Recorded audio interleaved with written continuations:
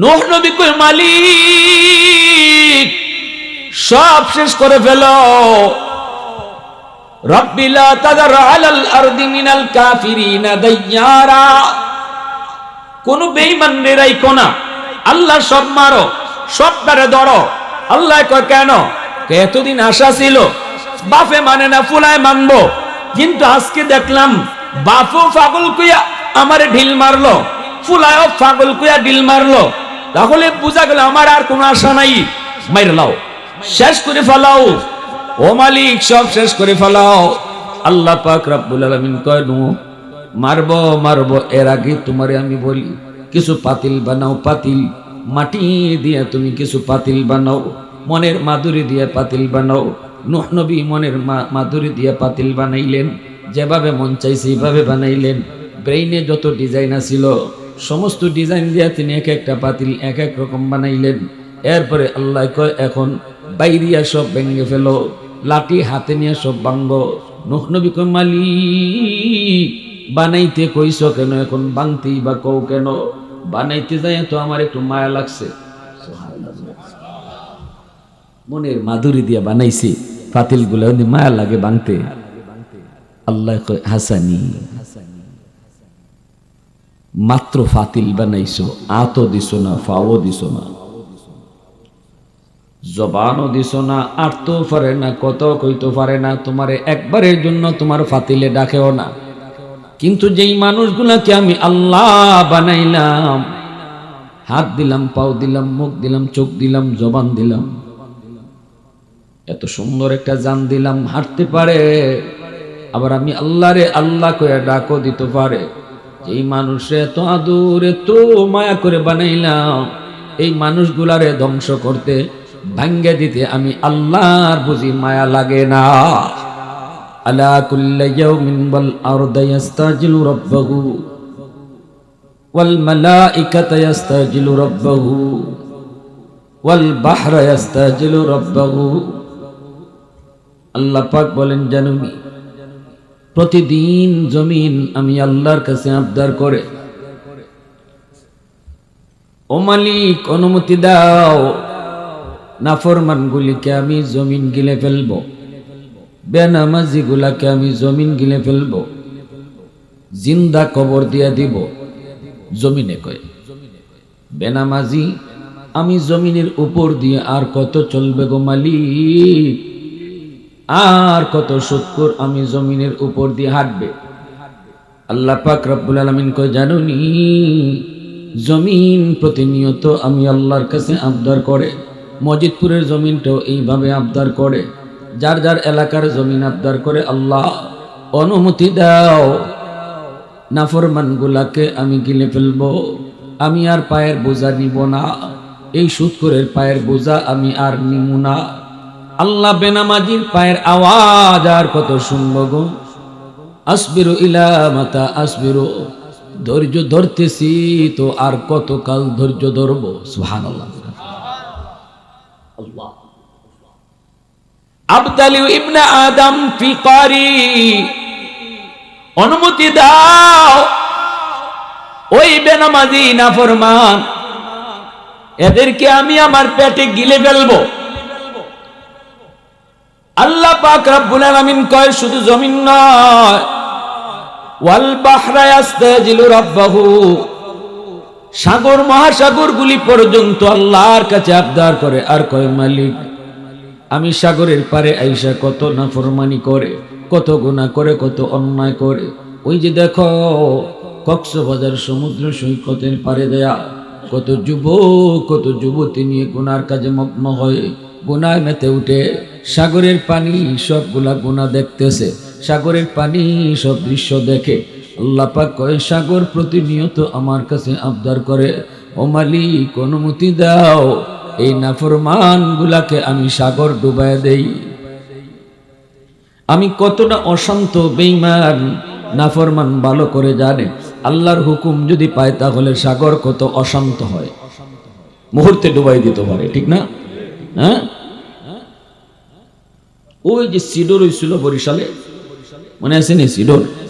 Cedar সময় ঢাকার থেকে গেছিলাম আমরা, উলামায়ে কেরাম, মসজিদের আইম্মায়ে মাসাজিদ, আমরা সবাই একটা মানে পুরো একটা লঞ্চ বুঝাই করে ত্রাণ নিয়ে গেছিলাম বরিশাল বরগুনা পাথরঘাটা, একদম সুন্দরবনের কাছে। যে চিত্রগুলা দেখলাম, মানুষে কইল হুজুর চৌকের ফলকে আমরা খালি সাগরের পাড়ো আইছি, আইয়া খালি দেখছি যে পানিটা পাহাড়ের মতো উঁচা হইয়া আইতেছে আর পানির উপরে আগুন জ্বলতেছে। পানির উপরে কিদা তখন বুঝে আইলো আমার, ওই যে কারেন্ট তৈরি হয়, কারেন্ট কিন্তু পানির থেকে বানায়, জানেন না আপনারা? কারেন্টের উৎপত্তি পানি থেকে। তাহলে বোঝা গেল পানির মাঝে আগুন আছে। পানির মাঝে কি আছে? আগুন আছে। হিট খাইয়া তখন পানিটা আগুন হয়ে যায়। ওরা কইল হুজুর আমরা দেখলাম পাহাড় পরিমাণ উঁচু হইছে পানি, আর পানির উপরে আগুন, চৌকের ফলকে সব উড়াই গেল। আরে এই বঙ্গোপসাগরের পানির থেকে আমি হাত দিলাম, পানিতে হাতটা দিলাম, বোঝা যায় পানি কোনটা বুঝে না। হাত দিয়ে খালি কইলাম তুমি কয়দিন আগে ওই তোমার মালিকের আদেশে কিতা করছো মনে আসেনি? ওখান দিয়ে বোঝা যায় কোন তুই বুঝো না। তাহলে বোঝা গেল এই ফানিটা এটা তার একজন মালিকের আদেশে চলে, আদেশ পাওয়া মাত্রই সে ভয়ঙ্কর হয়ে যায়, আর আদেশ না পাইলে সে একদম ঠান্ডা, বোঝা যায় কোনটা বুঝে না, এরকম নীরব হয়ে থাকে। একটা মেয়েরা আনলো, সুমি নামের একটা মেয়ে, সবারই টাকা দিতেছি 500, 1000, 2000 এভাবে একটা পরিবার একজনের লইয়া আয় হুজুর এই যে একটা লোক আইসে এখন মৃত, এই ফ্যামিলিতে 5 জন আছিল হুজুর, 2 জন বাচ্চা আছে, 3 জন মরে গেছি, আরেকজন আইসে হুজুর এরা 7 জন আছিল ফ্যামিলি, একলাও এ বাচ্চা আছে, সব মারা গেছে। এইভাবে খালি লোকজন আসতেছে। সুমি নামের একটা মেয়েকে নিয়ে আসলো, বয়স মাত্র 7 বছর। মেয়েটারে আমার সামনে আনলো, আনার পর বলতেছে হুজুর এই মেয়েটা মা বাবা ভাই বোন আত্মীয় স্বজন কেউ নাই, সব মারা গেছে এসি রোডে, কিন্তু এই মেয়েটা সাঁতার জানে না, কিছু জানে না, আল্লাহ তার কুদরতে তারে বাঁচায় রাখছে। হুজুর পানি চলে যাওয়ার পর আমরা যখন হাঁটতেছিলাম বাড়ি ঘরের কোনো চিহ্ন তো নাই, এমনকি ঘরের ভিটার চিহ্ন পর্যন্ত নাই। এর ভিতরে আমরা শুনতে পেলাম একটা ছোট মেয়ে বাচ্চার কান্নার আওয়াজ। আমরা কান্নার আওয়াজটা শুনতে পেয়ে কান খাড়া করলাম, কোথায় থেকে কান্নার আওয়াজটা আসতেছে, একটু কান লাগাও, একটু কান লাগাও, ডানে বামে কোন দিক থেকে কান্নার আওয়াজটা আসতেছে। হঠাৎ করে আমরা বুঝতে পারলাম কান্নার আওয়াজটা আসতেছে একটা তাল গাছের উপর থেকে। আল্লাহ, তাল গাছের উপরে পায়ে পায়ে উঠলাম, ওইটা দেখি এই তাল গাছের এই ফাতার জুফরির মাঝে এই ছোট্ট মেয়েটা, আল্লাহ তার কুদরতে মেয়েটারে বাঁচায় রাখছে। প্রশংসা করবো কার? একটু জোরে আওয়াজ দিয়ে বলো না কার? वहदत की हिफाजत नहीं बेकुव्वत बाजू, वहदत की हिफाजत नहीं बेकुव्वत बाजू, आती नहीं कुछ कमी हक ले खुदा दाद, आती नहीं कुछ कमी हक ले खुदा दाद, ऐ मर्द खुदा तुझको कुव्वत नहीं हासिल, जा बैठी किसी गार में अल्लाह को कर याद, जा बैठी किसी गार में अल्लाह को कर याद, ये सच है कि बातिल की तरफदार नहीं हम, गद्दार न समझो गम गद्दार नहीं हो, फूलों की तरह नरम मिजाज अपना है नजर, हम तीरी नहीं नेज़ा व तलवार नहीं, हाँ हम तीरी नहीं नेज़ा व तलवार नहीं, हाँ। মুসলমানের আওয়াজে কও আল্লাহু আকবার। এজন্য এই সাগর মহাসাগরটাও আবদার করে আল্লাহ কয় জারুনি আলা কুল্লা ইয়াউমিন ওয়াল আরদা ইয়াস্তাজিলু রাব্বাহু। প্রতিদিন জমিন যেমন আবদার করে, সাগর মহাসাগরগুলিও আমার কাছে আবদার করে। সাগরে কয় মালিক, আমি সাগরের পানির সামনে কি অন্যায় হয়, কি অত্যাচার হয়, কি জুলুম হয়, কি নাফরমানি হয় আমি সব দেখতেছি।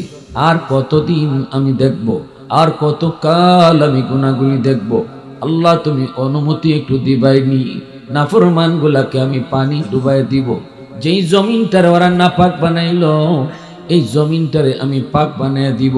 ফেরেশতারা পর্যন্ত কয় আল্লাহ শেষ করে দেই।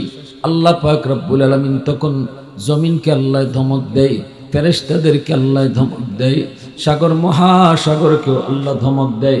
আল্লাহ ধমক দেয়া কয় এরে জমিন, এ জমিন ভালো করে শুনো, আমি আল্লাহ দেখতেছি এই জমিনে কত গুনাহ হয়, কত অন্যায় হয়, কত অত্যাচার হয়, কত জুলুম হয়। এরপরও আমি কেন গজব দেই না, কেন আযাব দেই না জানো নি? কারণ এই মানুষকে আমি আল্লাহ সবচেয়ে আদর করে বানাইছি।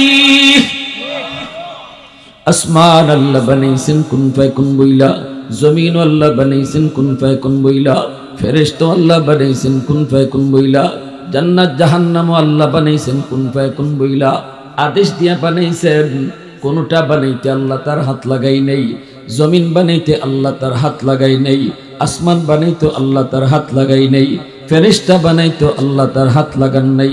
আল্লাহ শুধু বলছেন জমিন তুমি হও, হয়ে গেছে। আসমান বানাইতে আল্লাহ বলছেন হও, হয়ে গেছে। জান্নাত জাহান্নাম বানাইতে আল্লাহ বলছেন তুমি হও, হয়ে গেছে।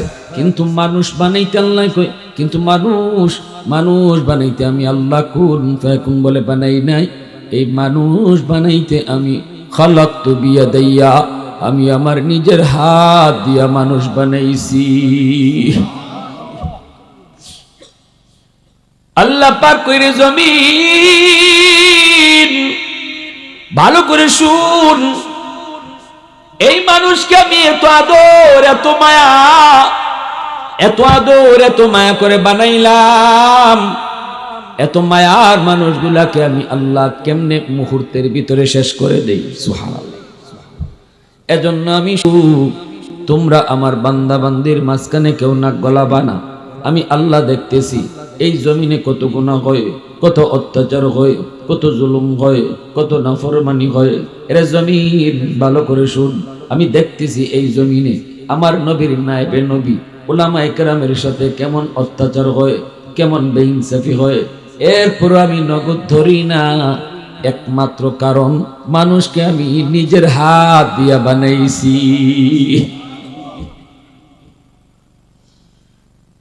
এত মায়া, এত আদর। নূহ নবী কই মালিক সব শেষ করে ফেলো। রাব্বি লা তাযার আলাল আরদি মিনাল কাফিরিনা দাইয়ারা। কোন বেঈমান রে রাইখো না, আল্লাহ সব মারো, সবটারে ধরো। আল্লাহ কয় কেন? এতদিন আশা ছিল বাপে মানে না ফুলায় মানবো, কিন্তু আজকে দেখলাম বাপও পাগল কইয়া আমারে ঢিল মারলো, ফুলায়ও পাগল কইয়া ঢিল মারলো। তাহলে বুঝা গেল আমার আর কোনো আশা নাই। মাইর লাও, শেষ করে ফেলাও। ও মালিক সব শেষ করে ফেলাও। আল্লাহ পাক রব্বুল আলামিন কয় নূহ মারবো মারবো, এর আগে তোমারে আমি বলি কিছু পাতিল বানাও। পাতিল মাটি দিয়ে তুমি কিছু পাতিল বানাও, মনের মাধুরী দিয়ে পাতিল বানাও। নূহ নবী মনের মাধুরী দিয়ে পাতিল বানাইলেন, যেভাবে মন চাই সেইভাবে বানাইলেন। ব্রেইনে যত ডিজাইন আছিল সমস্ত ডিজাইন দিয়ে তিনি এক একটা পাতিল এক এক রকম বানাইলেন। এরপরে আল্লাহ কয় এখন বাইরিয়া সব ভেঙে ফেলো, লাঠি হাতে নিয়ে সব ভাঙবো। নূহ নবী কয় মালিক বানাইতে কইছ কেন, এখন ভাঙতেই বা কও কেন? বানাইতে যায় তো আমার একটু মায়া লাগছে। মনের মাধুরী দিয়া বানাইছি, পাতিল গুলো মায়া লাগে ভাঙতে। আল্লাহ কয় হাসানি, মাত্র ফাতিল বানাইছো, আতো দিছো না, ফাও দিছো না। জবানও দিছো না, আটতেও পারে না, কত কইতে পারে না, তোমারে একবারের জন্য তোমার ফাতিলে ডাকেও না। কিন্তু যেই মানুষগুলাকে আমি আল্লাহ বানাইলাম, হাত দিলাম, পাও দিলাম, মুখ দিলাম, চোখ দিলাম, জবান দিলাম, এত সুন্দর একটা জান দিলাম, হাঁটতে পারে, আবার আমি আল্লাহরে আল্লাহ কয়ে ডাকও দিতে পারে। এই মানুষে এত আদর এত মায়া করে বানাইলাম, এই মানুষগুলারে ধ্বংস করতে, ভাঙ্গে দিতে আমি আল্লাহর বুঝি মায়া লাগে না? তুমি তো তোমার কথা কইলিস আল্লাহ মাইরে লাও, শেষ করে লাও, কিন্তু আমার কি মায়া লাগে না? আমি তো নিজের হাতে বানাইছি। সুবহানাল্লাহ। তুমি তোমার হাত দিয়ে কয়েকটা ফাতিল বানাইয়া ভাঙতে তোমার যদি কষ্ট লাগে, এই মানুষকে তো আমি আল্লাহ বানাইয়া হাত পা জবান সব কিছু দিয়ে দিছি, দেখো কি সুন্দর চায় আমার বন্দায়। সুবহানাল্লাহ।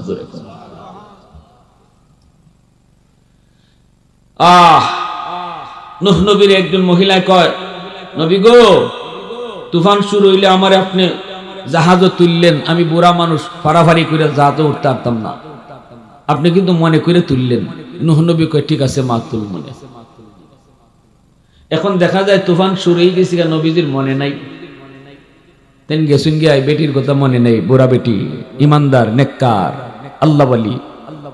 তুফান উফান শুরু হয়েছে, পরে নবী ইয়াদ হয়েছে, আল্লাহ আমি তো আমার ওই মার কথা, বুড়ি মার কথা ভুলে গেছি, আল্লাহ না জানি কি হয়েছে তার। নবী আইসুন দেখবার লাগে, তুফান উফান শেষ, দুনিয়ায় সব পানির তলে ডুববে উঠবে, সব মিসমার হয়ে গেছে গিয়া, নাই কোনটা। আইসুন বুড়া বেটির খবর লই, তাই দেখুন তার বাঙ্গাগর আগের মতোই আছে। নূহ নবী ডাক দেয়া, মালিক বুঝি নাই, কিছুই তো বুঝি নাই গো মালিক। ওই মুহূর্তে নবী ডাক দিলেন, মা। বাঙ্গাগর যখন আছে দেখি বুড়া মাওনি আছে, বেটি ভিতর থেকে আওয়াজ দেয়া কয়, নবী গো, তুফান কি শুরু হয়ে গেছে নাকি? মাই মাই মাই আওয়াজ দিও তো, আসতে বুঝলাম না। আরো আরো আসতে কোন, আরো আসতে কোন।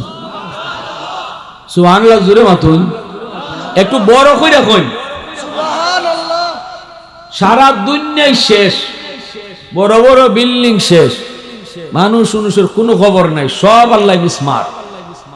অথচ বুড়িমায় কয়, নবী গো, তুফান কি তা শুরু হয়ে গেছে গিয়া? খবরই হইছে না। নূহ নবী কয়, মালিক তোমার কুদরত বুঝা বড় দায়, আল্লাহ বুঝি নাই বুঝি নাই, বুঝায় দাও। আল্লাহ তখন কয়, বুঝো, আমার বান্দি তোমারে কত করে কইল, মনে করে তুমি নিয়ে যাইতারে, মনে করে তুমি নিয়ে যাইতা, কিন্তু তুমি নিলায় না, বুইলা গেছো, তুমি বুইলা গেছো। তোমরা নবী হইয়া উম্মত বলতে পারো, কিন্তু আমি আল্লাহ হইয়া আমার বন্দা বান্দি বলতে পারি না। তুমি ভুইলা গেছো, কিন্তু আমি আল্লাহ তারে ভুলি নাই। সুবহানাল্লাহ, জোরে আর একটু জোরে কন্যা সুবহানাল্লাহ। এত মায়া, এত দরদ আল্লাহ পাকের মানুষের প্রতি, আল্লাহর এত দরদ। রে যুবক, হাতে ধরি বলি, পায়ে ধরি বলি, যুবক তোমার প্রতি আল্লাহর কত মায়া জানুনি, কত মায়া জানুনি। আল্লাহ পাক রব্বুল আলামিন তখন কইরে, জমিন শুন, যতদিন পর্যন্ত জমিনে চার দল থাকবে, ততদিন পর্যন্ত আমি জমিন টিকায় রাখবো, এই জমিনকে আযাব গজব থেকে আমি বাঁচাবো। যতদিন পর্যন্ত জমিনে চার দল থাকবে, লাউলা মাশাইখু রুকা ওয়াশ-শাবাবু খুশা ওয়াল আতফালু রুদ্দা ওয়াল আনআমু রুত্তা লাজআলতুস সামাআ হাদিদা ওয়াল আরদা খাফসাফা ওয়াত তুরাবা রামাদা ওয়ামা আনজালতু মিনাস সামাই কাতরা ওয়ামা আনবাতু মিনাল আরদি নাবাতা বাল আনজালতু আলাইকুমুল আযাবা সাব্বা। আল্লাহ পাক রব্বুল আলামিন কয়, শোনো এ জমিন ভালো করে শুন, এই সাগর মহাসাগর ভালো করে শুন, এই ফেরেশতারা তোমরাও শোনো। চার দল যতদিন জমিনে থাকবে, আমি জমিনের জায়গায় দাঁড় করায় রাখবো। এক নাম্বার দল হলো লাউলা মাশাইখু রুকা, এই জমিনের ভিতরে আমার কিছু বৃদ্ধ বান্দা বান্দি আছে, চুলদারি তাদের সাদা হয়ে গেছে, কোমরে তার ব্যথা, হাঁটুতে তার ব্যথা, চোখে ঠিক মতো দেখে না, বয়স তার অনেক বেড়ে গেছে। আমার ওই বান্দা রুকু করতে গেলে তার কষ্ট হয়, সেজদা দিতে গেলে তার কষ্ট হয়, কোমরে ব্যথা, মনে হয় যেন রক ছিঁড়ে যায়। এরপরও যখন কষ্ট করে করে আমি আল্লাহর কদমে সেজদা দেয়, তখন তার সেজদার দিকে তাকাইলে এই জমিনের প্রতি আমার মায়া লেগে যায়। ওয়াশবাবু খুশা, আল্লাহ পাক ওই 2 নাম্বার দল হলো এই জমিনের ভিতরে কিছু যুবক যৌবনের পাগলামি করে না, না না বন্ধুদের সাথে গুনার কাজে যায় না, না ওই যুবক অন্ধকারে অন্যায় করে না, গুনাহ করে না, না না মানুষের গাছের ডাব পায়রা খায় না, না না কারো গাছের ফল খায় না, না না কোনো মানুষের জিনিস চুরি করে না। ওই যুবক যৌবনে যাত্রা প্যান্ডেলের আয়োজন করে না, গানের আয়োজন করে না, করে যদি ওয়াজ মাহফিলের আয়োজন করে। যেই যুবককে আমি আল্লাহ দেখি যৌবনে তার মাথায় টুপি, যৌবনে তার মুখে দাড়ি, যৌবনে তার মসজিদে পাওয়া যায়, যৌবনে বাপ মার সেবা করতে পাওয়া যায়, যৌবনে উলামায়ে কেরামকে তাজিম করতে দেখা যায়, মুরব্বিদেরকে সম্মান করতে পাওয়া যায়। আল্লাহ কই আমি যখন দেখি ওই যুবকের কলিজায় দুনিয়ার নাপাক প্রেম ভালোবাসা নাই, কলিজার ভিতরে আমি আল্লাহর প্রেম জমায় নাই, ওই যুবকের কলিজার দিকে যখন আমি তাকাই, তখন এই জমিনের প্রতি আমি আল্লাহর মায়া লেগে যায়। এ যুবক, তোমার মতো নামাজি যুবকের উসিলায় আল্লাহ জমিন টিকায় রাখছে রে, তোমার মতো দিনদার যুবকের উসিলায় আল্লাহ জমিন টিকায় রাখছে। এ যুবক, তোমার সেজদার উসিলায় জমিন টিকে আছে। তুমি তোমারে চিনো না, তুমি তোমারে বুঝো না, তুমি তোমারে বুঝো না তোমার ওজনটা কত, তোমার দামটা আল্লাহর কাছে কত। তোমার সেজদার উসিলায় আল্লাহ জমিন টিকায় রাখছে। যেরকম সুবহানাল্লাহ। হাজারো বৃদ্ধ মানুষের সেজদা যদি এক পাল্লায় রাখা হয়, আর একজন যুবকের সেজদা যদি এক পাল্লায় রাখা হয়, যুবকের সেজদার পাল্লা ভারী হয়ে যায়। নবীজি বলেন লা ওয়ারাকাল কাফি, লা ওয়ারাকাল কাফি আও কামা ক্বালা নবী আলাইহিস সালাম। নবীজি বলেন যার শক্তি আছে, সামর্থ্য আছে, সুযোগ আছে গুনাহ করার, এরপরও গুনাহ করে না, সেই হলো তোমাদের ভিতরে সবচেয়ে বড় পরহেজগার, সেই হলো তোমাদের ভিতরে ওলি। তার চেয়ে বড় ওলি কে আর আছে? যুবক যৌবনে গুনাহ করতে পারে, গুনাহ করার শক্তি আছে, গুনাহ করার সুযোগও আছে, এরপরও যেই যুবক আল্লাহর ভয়ে গুনাহ করে না, নবীজি বলেন ওই যুবক যৌবনেই আল্লাহর ওলির তালিকায় নাম উঠায় নেয়। এই জমিনে যত ওলি হইছেন সবাই ওলি হইছেন যৌবনে, আর বয়স যত বাড়ছে আল্লাহ তাদের সম্মান বাড়াইয়া দিছে। যৌবন কাল ওলি হওয়ার বয়স, যৌবন ওলি হওয়ার টাইম। এরপর আল্লাহ কয় 3 নাম্বার দল ওয়াল আতফালু রুদ্দা। আল্লাহ পাক কয় রে জমিন ভালো করে শুন, তোরা তো আমার বান্দা বান্দির শুধু গুনাহ দেখো, তোরা তো শুধু গুনাহ দেখো, আমি আল্লাহ তো গুনাহ দেখি, আরো কিছুও দেখি। 60 বছর 70 বছর যাবত গুনাহ করে আমার বান্দা, কিন্তু কোন সময় কোথায় কোন জায়গায় যায়, কোন আলিমের কথা শুইনা দিলটা নরম হয়ে যায়, নরম কই আমি আল্লাহর কাছে কয় মালিক ভুল করেছি আর ভুল করব না। কেউ শুনবে না, কেউ দেখবে না, ইমাম সাহেব শুনে বলবে না, মুয়াজ্জিন শুনে বলবে না, চেয়ারম্যানের কাছেও যাবে না, মেম্বারের কাছেও যাবে না। গুনার কথাটা শুধু আমি আল্লাহ জানি, আমারই শুধু জানাইছে, চোখ দিয়া পানি ফালাইছে। 70 বছরের গুনাহ আমি আল্লাহ মুহূর্তের ভিতরে মাফ করে দেই। ইল্লা মান তাবা ওয়া আমানা ওয়া আমিলা আমালান সালিহা ফাউলাইকা ইউবাদদিলুল্লাহু সাইয়্যাতিহিম হাসানাত ওয়া কানাল্লাহু গফুরুর রহিমা। আল্লাহ কই শুধু গুনাহ মাফ করি তা না, তওবাকারীর তওবার উসিলায় তার গুনাহকে আমি নেকি দ্বারা বদলায়া দেই। তওবার উসিলায় তওবাকারীর জীবনের গুনাহ যদি পাহাড় পরিমাণ হয়, তওবার উসিলায় আল্লাহ পাহাড় পরিমাণ নেকি বানায়া দেয়।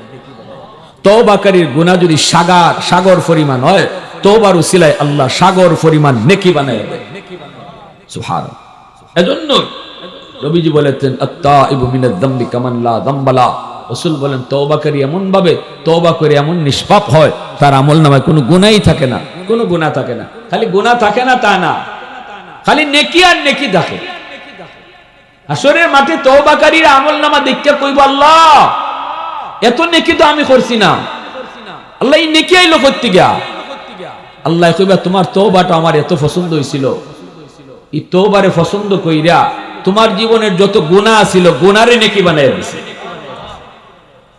গুনারে নেকি বানায় দিছি। কেন? কিয়ামতের মাঠে গুনার জায়গা আল্লাহ যদি খালি করে দেয়, এই জায়গা যদি খালি হই থাকে, তাহলে হাসরের ময়দানে আমলনামা একজন আরেকজনকে দেখবো, দেখাইলে একজনে কইব খুঁটা দিলাইব দিয়া কইব মিয়া এই জায়গা দিয়ে গ্যাপ দেখা যায়, মনে হয় এখানে গুনাহ ছিল, আল্লাহ তোমার দয়া করে মাফ করে দিছে। এতটুকু খুঁটাও যেন না দিতে পারে তওবাকারীরে, আল্লাহ গ্যাপটারে নেকি দ্বারা ভরপুর করে দেয়। সুবহানাল্লাহি ওয়া বিহামদিহি সুবহানাল্লাহিল আযীম। এজন্য আল্লাহ পাক কই জানেননি 3 নম্বর দল হলো আল আতফালুর রুদ্দা। ঘরে ঘরে কিছু শিশু বাচ্চা আছে, ওই শিশু বাচ্চাদের কোনো গুনাহ নাই, কোনো অন্যায় নাই, কোনো অপরাধ নাই। শিশু বাচ্চাদের উপরে নামাজ ফরজ হয় নাই, তাদের উপরে রোজা ফরজ হয় নাই, তারা গুনাহ বুঝে না, নেকিও বুঝে না, এখনো আমলনামা তাদের খোলা হয় নাই। আল্লাহ পাক রব্বুল আলামিন কইরে জমিন আমি আল্লাহ যখন দেখি মানুষের গুনার কারণে গজব দৌড়ে যাইতেছে, গজব আইতেছে, মানুষের গুনার কারণে তার ঘরে গজব আইতেছে, ঘরের ভিতরে কেউ নামাজ পড়ে না, নামাজ পড়লেও 2 জনে পড়ে 5 জনে পড়ে না, কোরআন তেলাওয়াত হয় না, ঘরের ভিতরে টেলিভিশন ঠিকই চলে, ঠিক না? হ্যাঁ, আমরা ঘর টেলিভিশন টাইম টু টাইম, নাটকের টাইম জানা আছে, ম্যাডামে স্টার জলসা শুরু হইবার আগে ওই ভাত রান্দা শেষ, এদিন রান্দাও আগ গইলেন মাতো না বা। টেলিভিশনের টাইম আছে, কোরআন তেলাওয়াতের টাইম নেই, ঠিক না?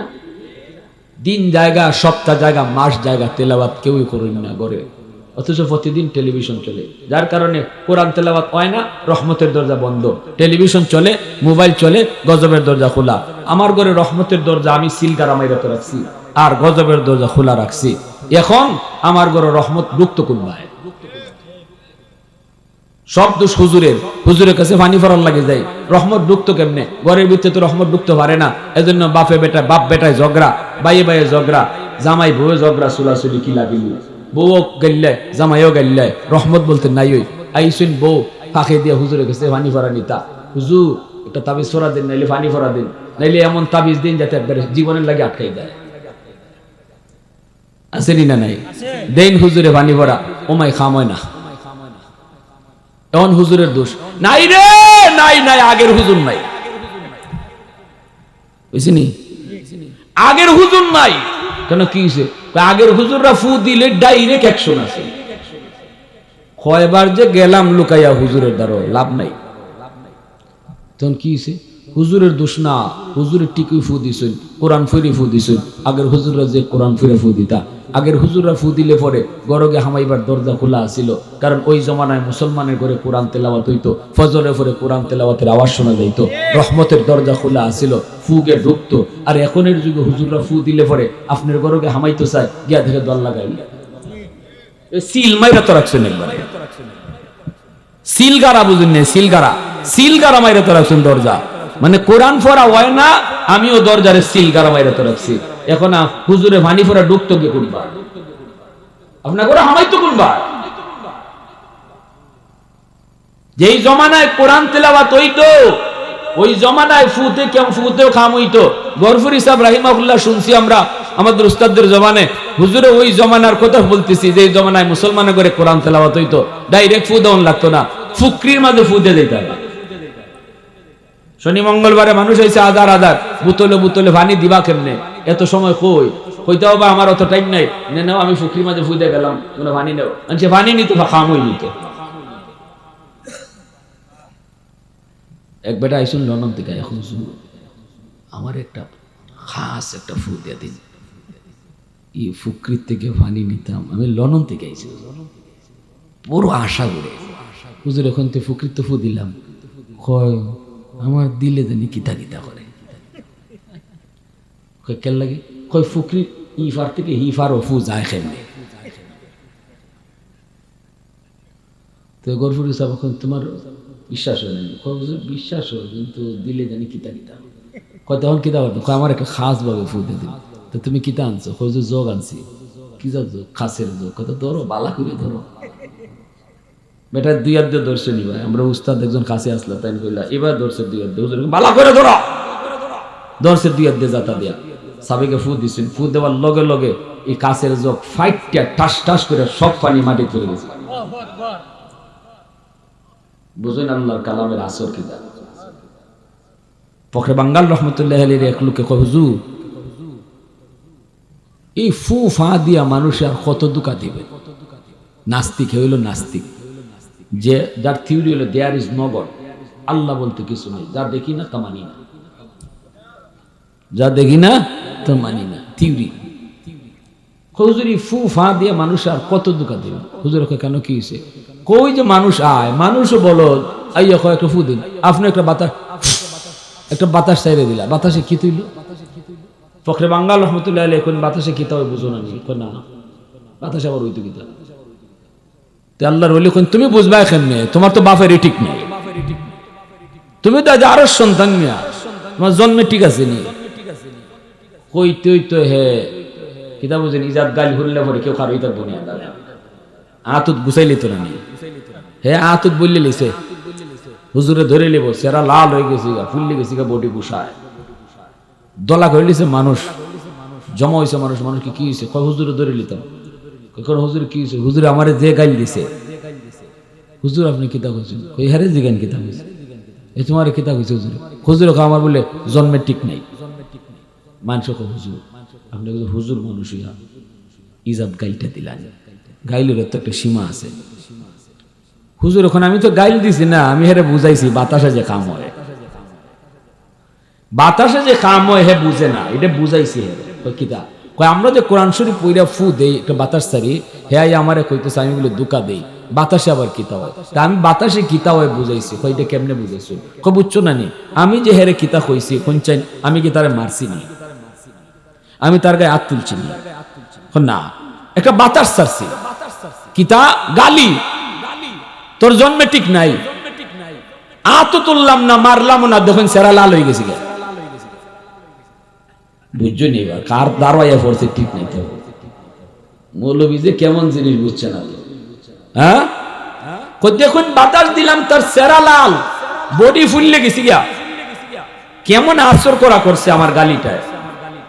একটা নাফাক বাতাস, তাও গালির বাতাসে যদি তার বডি দিয়ে এমন আসর করতে পারে, সেরা লাল বানাইলায়, বডি ফুলাইলায়, আল্লাহর কালাম পইরা বাতাস দিলে যে আসর হয় এটা বুঝাইলাম। ঠিক কিনা? জোরে কই, আরো জোরে কই। এজন্য আল্লাহ পাক বলে, আমি যখন দেখি ঘরের ভিতরে কোরআন তেলাওয়াত হয় না, মায়ও কোরআন পড়ে না, বাপও কোরআন পড়ে না, এই জন্য আমি একটা সবক আপনাদেরকে শোনাই যাব। একটা সবক ঘরের ভিতরে দিনে একবার হলো কোরআন তেলাওয়াত হবে।